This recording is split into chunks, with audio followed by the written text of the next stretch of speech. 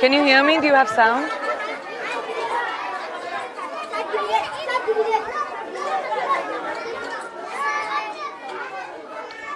Hello everyone, I'm Priyanka Chopra and I'm live today from Cox's Bazar, Bangladesh. This is one of the biggest refugee camps in the world at the moment, and I'd like to take a second to show you the expanse of it.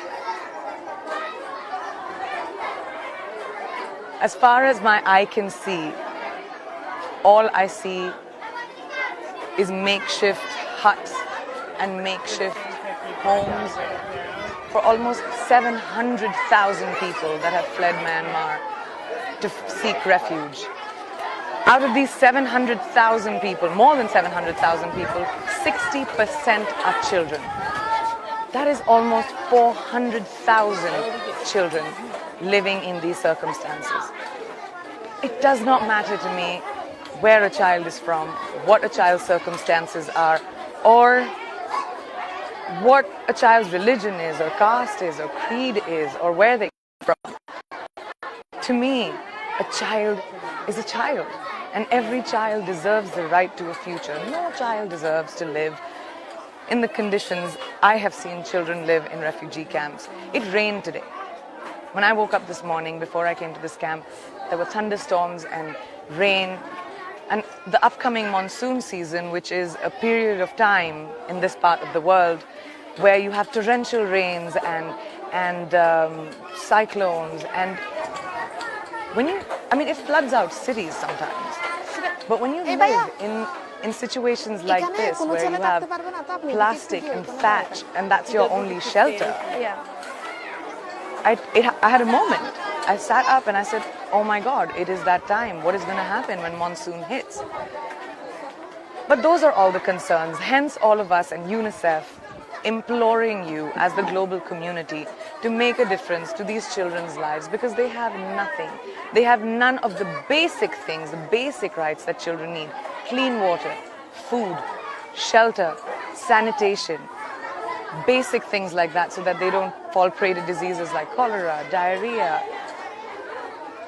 I'd like to take you into one of these incredible spaces that UNICEF has partnered with and built for children in situations where they have dealt with so much violence that they don't have any place where they can be kids again.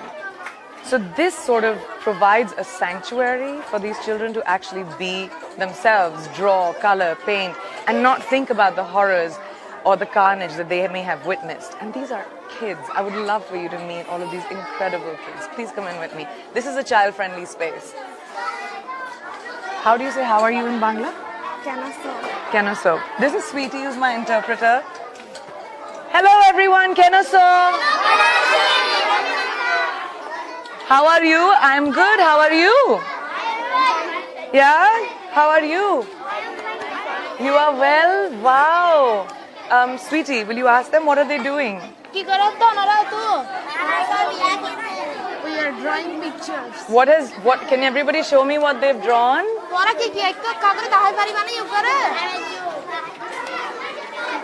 Wow. Ask her what is that, a helicopter? And this is your house? In Burma? As you can see, the children are still drawing helicopters, spraying bullets at them and their homes and their families. Wow, so good. So good. Very good. As you can see, these children are just really trying to be kids. They're having fun, they get dressed up in clothes, they draw, they laugh, they play with each other, and all they have is this space to do that in. They come into these child-friendly spaces for about 2 hours a day, and the rest of the time they're just running around in these makeshift camps, which are endless, and that's their life. And no child deserves that. They don't know when they're getting their next meal, they don't know when they're getting anything. And it's up to us as the global community to care. We need to care. The world needs to care, because these children can be a completely lost generation. Well, I thank all of you for being a part of this Facebook Live for me, so I can share with you the experience of what I have seen and how much These people need our help as a global community. Children who deserve to have the right to a future, deserve to have the right to dreams. Anyway, now I'm going to take a few questions because there have been a lot of questions that have been coming up and a lot of you seem to be very interested. It's extremely hot, as you can see. James's first question is, what is it like in the camps? So hot.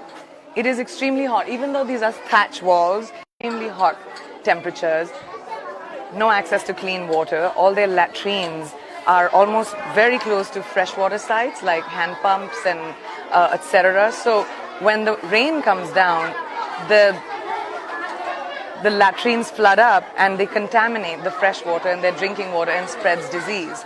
They literally live in, because it's a very conservative community, they live in very closed thatch homes with no windows and just made out of bamboos and plastic and with no jobs and no access to anything. And the children are just running around trying to find a moment to understand what just happened to them. Second question.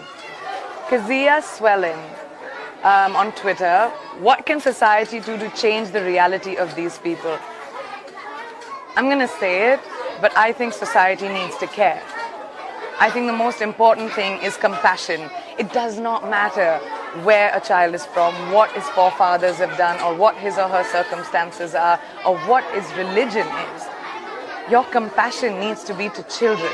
And I think society needs to show its compassion towards children, and not just these children in this refugee camp, but refugee children all over the world, because they didn't ask for it. They deserve our help. Iftu, how you met many kids during your field visit with UNICEF. What is the one thing that you have learned from these children? I have had the good fortune of working with UNICEF now for 12 years, 10 years in India, doing some amazing work with UNICEF India, with the children in India, which warms my heart. And then I have traveled with, as UNICEF's global ambassador to Jordan to visit Syrian refugees, now to the Rohingya camps in Bangladesh, Zimbabwe. And the one thing in common that I see with all children around the world is how much they want to be educated. Like if you ask any of them, what is your dream? They'll say, I want to go to school. They'll say, I want to be, like I met this kid just yesterday and he wanted to be a journalist. And this is in these camps where these children have never had an idea of a future, but now these children are actually getting access to basic education by being in Bangladesh, because the country has opened up its doors so incredibly to so many people, and so some wonderful non-profits and UNICEF have come together to provide basic education to these children. And now they have aspirations and dreams, which is so great for us as a world. So he wanted to be a journalist. And I asked him, what will you tell the world if you become a journalist? And he said that when countries fight, it's bad for everyone. That's profound, isn't it? From a 5-year-old. All right, the next question. Samna Vasilda. Do you ever get heartbroken by the situations you see? Yes, Samna, I won't lie. I mean, it's not easy. It's not easy to see children in circumstances like this and not be able to do much. I mean, I get a lot of people saying, why don't you adopt a whole class of children and bring them back to your home? Or why don't you do that? Or why don't you do this? That's not the answer. No amount of contribution from your end or my end no amount is too small. Whatever you can give will help these children get so much. Now, we don't need to harp on about what each one of us does, but no donation is too small, and that's all we need. So yeah, my heart breaks every time, and yes, I get very emotional, and when I go back to my life, it takes me a really long time, and I can't wait till I make my next trip again to showcase what children around the world are facing and what troubles they're facing, because as a global citizen, I feel like it is my responsibility and my duty to make sure that the world cares. And I take that responsibility very seriously. So even though my heart is broken, I see the smiles on their faces, and I see how little they have and how happy they can be, and I feel positive that the world will care about these children and their smiles. All right, next question. Jessica Marie. How has becoming a UNICEF Goodwill ambassador changed your outlook on life? My parents were very philanthropic when I grew up, so I can't say that I wasn't aware of the difference us people like you and me who live in privileged society can make to people who don't have the privileges as us. But I think working with UNICEF and traveling around the world, I was exposed to so much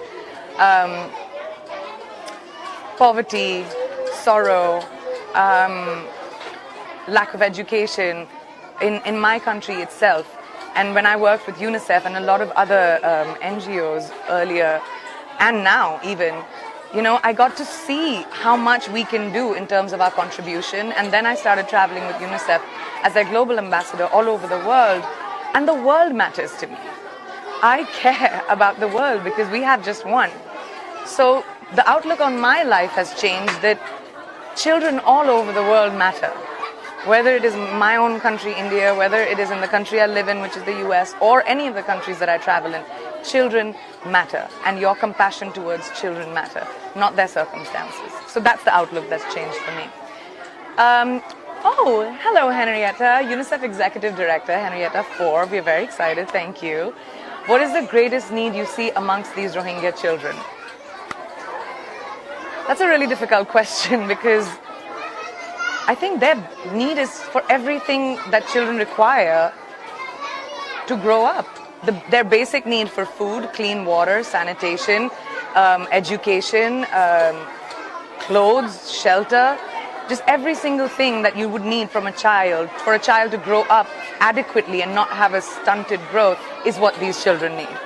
They don't even know when their next meal is coming. So I think the greatest need, especially with the impending monsoons coming up, is the entire world caring and donating whatever little you can so that we can at least make sure that the structures that have been created, these makeshift structures that these children are living in with their families, when they get flooded, or maybe they don't get flooded because we make them concrete, but when they get flooded, that we have the ability to rebuild that so that they can live in a safe sanctuary. I think that is most important.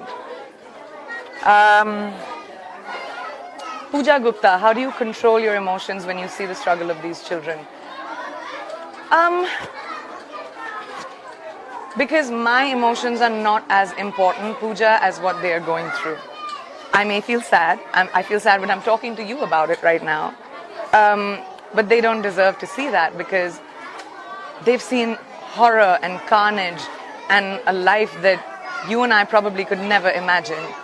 And just hearing their stories, like yesterday, a 16-year-old girl told me a story about how she was pulled out of her hut after her sisters were raped and threatened at knife point, and she fought back, she clawed people, and then she was let go because she fought back. And I asked her, I said, what gave you so much strength? And she said, if you're born, you will die. And I'm not scared to die today, but I will not let someone take away my dignity. That inspired me and moved me. But to see the strength of these children, I'm nothing. I'm just a means to an end. I am just someone who's trying to show the world and give access to the world and show them what these kids need. I'm just the means to an end. Romaine Thomas from Canada, what brought you into this role and what's the impact you can bring? So Romaine, that's a really interesting question.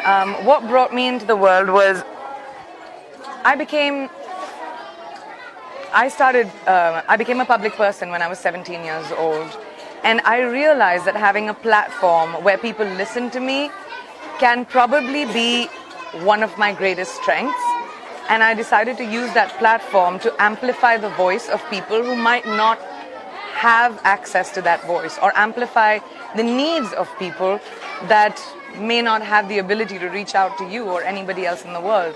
And that's how I decided to use everything that has been given to me. Like I said, I'm just a voice.